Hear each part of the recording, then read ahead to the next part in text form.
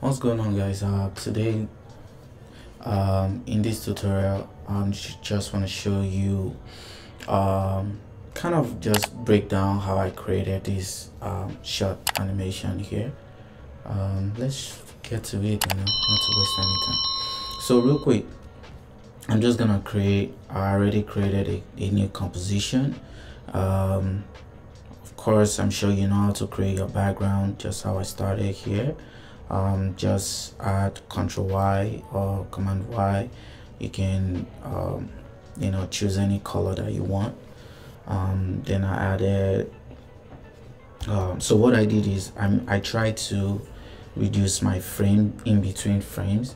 So what I did is, you can see I wrote high, and the next frame, so for the high, all you're just doing is just to type the letter I in caps, and the next frame I did the same thing but LOV, and I made sure that my eye isn't showing. You can see if I stretch out my eye composition, it would be there, so my eye layer, but no, we don't want that. So we don't want high to interfere with LO. So the next one I did love. So we love, same thing, but you just want to make sure that you don't have LO overlapping with VE.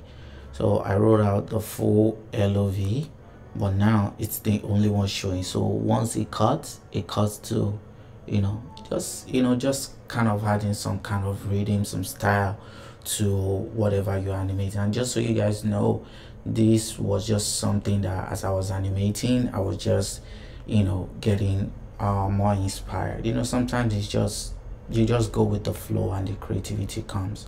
Although I did see an inspiration from somewhere, I'll talk to you guys about that in a later video.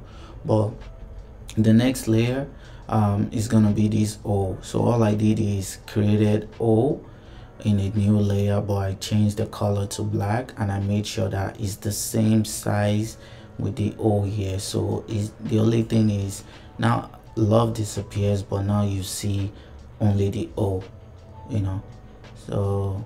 And the next so with this, I'm sure you guys might have been thinking, like, how am I achieving that, kind of like as if there's a camera flashing. So that's what this is for. This they're just they're just flashes to just make your animation more fun. But anyways, that's that. The next frame, so what I did is I added an outline for the O. So what you can do is, with the outline, all you just want to do is make sure you're not clicking on your background. Come here to your shape layer and choose ellipse, and make sure you're holding shift and you drag. So as you drag, you can hold space bar to center, to move your shape while you still have it dragged out. So now that I have my shape, so to get that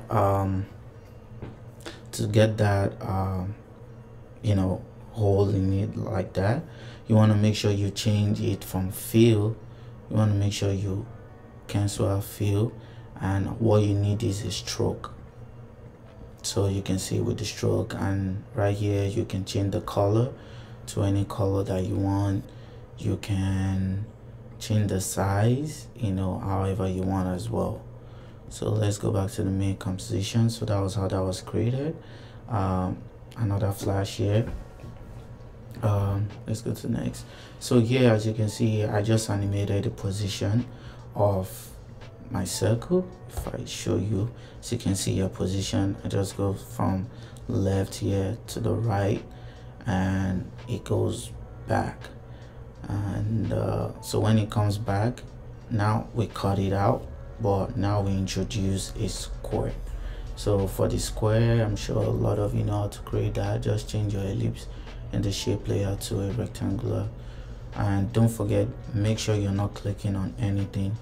So just drag it out.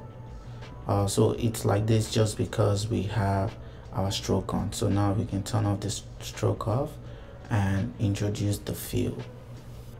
So you can see that. Let's go back to make composition. So from there we created a new box, but this time we made it bigger. So it's all about just just playing and just messing around with it. And then the next one, I see at the same shape, but what I did now is I introduced an effect into it. So the effect is called Venetia blind. As you can see right here, if I double click on, let me create. So right here you can just come type in Venetia blinds, or go to your transition and double click on Venetia blind. You can increase the transition, you can change its angle, you can always animate it, and yeah, you can even change the width of whatever the effect that is taking place. So that's exactly what I did here, and then I animated it inside of it, just kind of circling around. So here I just made it bigger and bigger and bigger until it fills up the entire screen. And what did I do next?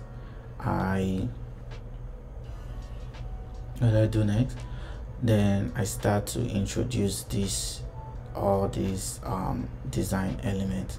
So for the motion, this is just a text, just say motion and design. So what you can do to achieve this is I use the same font. So what I just did is, let me look for, so you can see right here, motion has on it's just kind of like what I was explaining with what I was explaining with fill and stroke. So with motion there's a feel to it, but with design there's stroke, but you would not see that option in the top here. So where you see the option for that is gonna be right here. So you can see for design, you see for stroke we have black, and for motion this is for fill, this is for stroke. So that's just what it is. And so for each of these elements I'll go to their composition so I can like break down some of them for you guys real quick. So for this, let's see, circle pre-comp. So for the circle pre-comp, I just created a circle, pretty much a full circle. Then I created a mask over it, as you can see here. So I subtracted the mask from the full shape. So that's pretty much what I did here.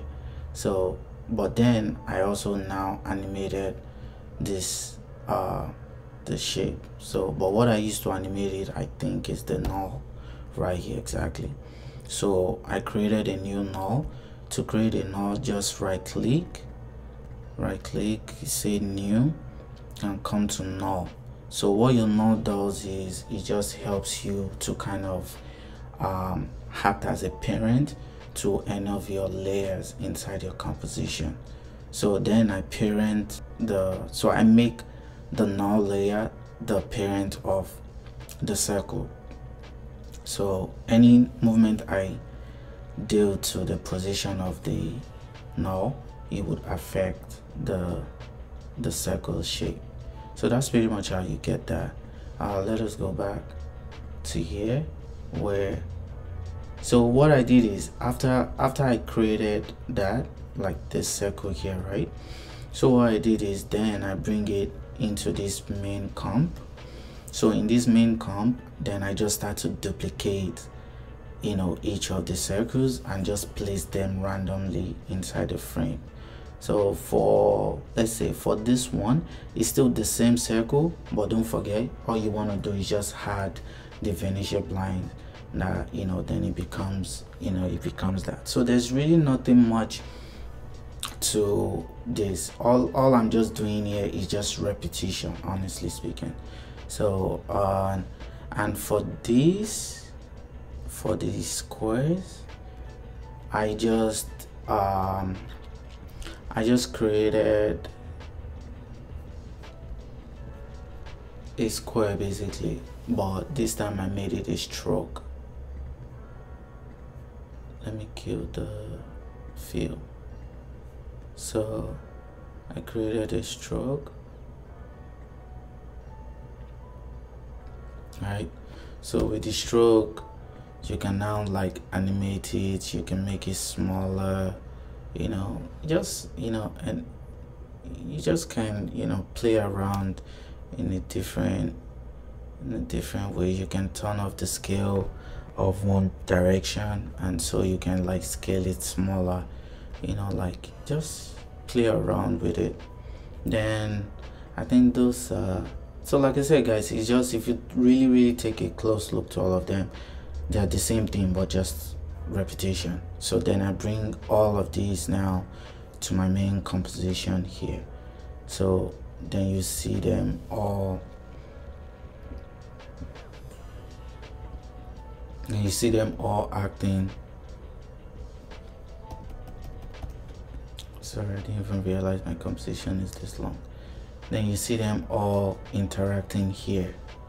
This is where I really wrote them in. I was really interacting with them. So for the big circle here, I have a composition of that. Let's look for it. Okay, so I named it circle pattern. Okay, so what you want to do with this one is just create a circle, create another. Let's see if I can just create that real quick. Okay, so we create a circle, right? Don't forget hold shift, hold space bar if you want to like move it around. So what I'm gonna do is I'm just gonna kill my stroke and turn on my fill. So the fill pretty much will give it that, you know, fulfill. So now I'm just gonna use, what's it called? I'm gonna use this circular outside here to just demonstrate to you guys how you can just change things around here. So here we're gonna reduce the size of it, right? So what you can do now is go to its content, see ellipse, go to, don't forget we're working with the stroke right here. So come to stroke, tug it down. So what you want to do is stroke dashes. You see dashes right here? Just click on the plus sign. As you can see, you already created that, and you can always have as many dashes as you want, and you can always reduce them. So it just depends on how much you want. And you can also even animate the dashes, you can even offset them, you can really do a lot with them. So that's pretty much how I created this one, and the other ones you guys already get the idea. I don't need to talk too much. For the X, so what I did is just one stroke going, you know, to the right, one stroke going to the left, and I just changed their rotations. Yeah, so I changed the rotation of one, and I introduced a null, which you can see in the middle here. Then I parented these two layers to the null. So it's the null now that I start to animate its rotation to give that, you know, that rotating animation. And as for the zigzag, all you just have to do is just create a shape layer but with a stroke. Let's see. So what you want to do is, let's make it a pen tool, like with your mask tool. Make sure you're not selecting anything. Hold down shift, so down, let's press, you know, just create the shape. So it's acting like this because I have fill on. So let us turn off fill and let us introduce stroke, as you can see. So that's pretty much to it, the shape. And for the animation of it, just toggle down, on the shape layer and go to add right here and click on it. What you want to introduce to it as one of its properties is a trim path. So if you click on trim path, so what trim paths help you do is it trims the path that you've created, and luckily we can also animate that path. So if I go and turn the end to 0 now, or take my start back to down, then I can animate my start. I go up and increase it back to 0. So as you can see, I think that's too slow for sure. Let us play back like that. So that was pretty much what I did with the zigzag, as you can see, and I created 3 of them on one layer. So then I kind of took out some in some layer to give it that like flashy look, where it's like, you know, kind of acting like a light that's trying to go in and out. So that was pretty much how I made that. I really can't think of anything else to this. What else is there? Okay, yeah, so for the starting at 10, as you can see here, it has its own composition here. So what I did is of course I wrote out this as a text, animated it out, right? So what you want to do is the first start, so what I did is I animated that, so that's just it by itself. Then I duplicated it, right? Then I moved it up, so I animated it like upwards, so from where it starts from as its position. Don't forget I duplicated it, right? That's why we're seeing 2 of them. So I animated it upwards, then I did the same thing, duplicate it again, then I animated another one downwards. So once they play, you can see that. So, and all I just did is do a repetition and change their positions for you to keep getting. You can get as much as you want. And to get all those fade is I just created what's it called, the opacity. I just, you know, you can see, so this one is 90, the next one I made the next one like I think 80, so I just reduced them in like 10s like that. So that's I think that's pretty much it to this animation, and the rest is just all positioning and just setting up, you know, a really nice composition. If you do have any questions, or if there's anything in this tutorial that you think I didn't cover, for this Tuesday it's pretty much the same thing with this starting at 10. So if you think there's anything I didn't cover in this tutorial, make sure to put your comments in the comment section, and yeah, I'll talk to you guys in the next video. And I hope you guys enjoyed this. Make sure you like, subscribe, you know, do what you gotta do, and yeah, catch you guys in the next video for sure. Ciao.